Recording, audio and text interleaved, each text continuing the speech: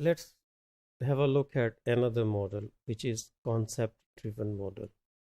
And as compared to bottom-up approach, concept-driven model is the other name of top-down approach. So we'll look at the definition of concept-driven model and some of its key features and principles and their usefulness for developing student second language reading proficiency.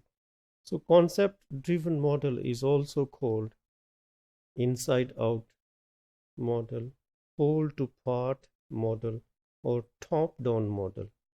So it's within this model, students are required to process the meanings of the text.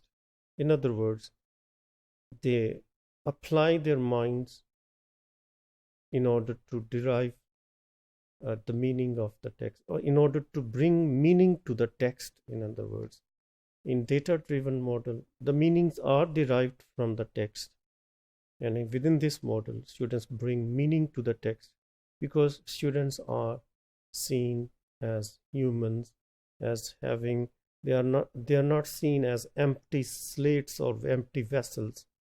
Rather, they are seen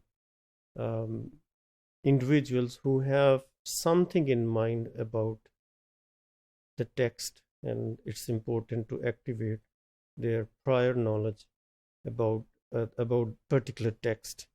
So readers, they not only identify letters and words to confirm their assumptions about meaning of text, but they also make the use of decoding skills. If, for example, within this concept-driven model, it's not important that the students need to understand meaning of each word. Rather, if they don't know the meaning of each word, they can decode it. They can make the use of contextual clues. So this is important. This is our job as language teachers when we are teaching reading within the concept-driven model. We need to see students as heterogeneous group who have varied interests, who have varied wants.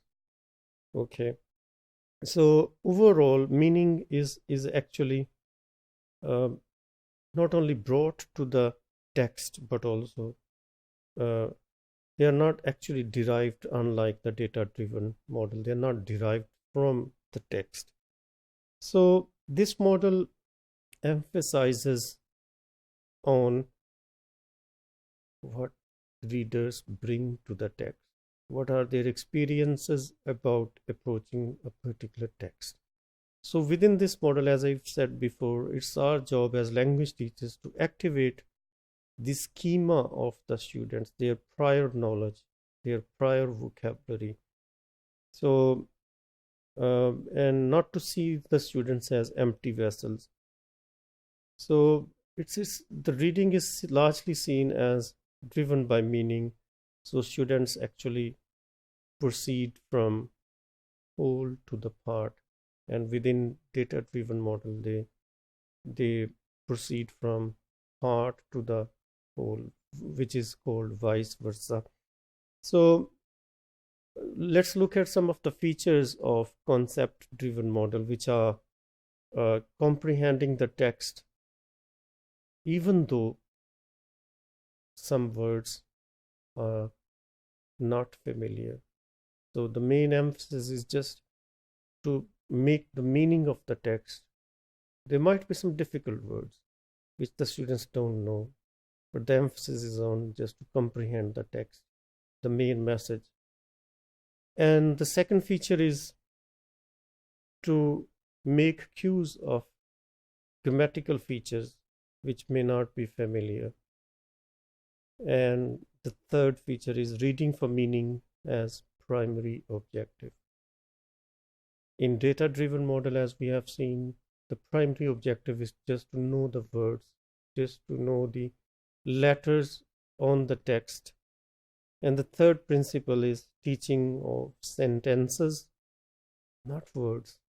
Just bear in mind, sentences, not words, paragraphs, and whole selections.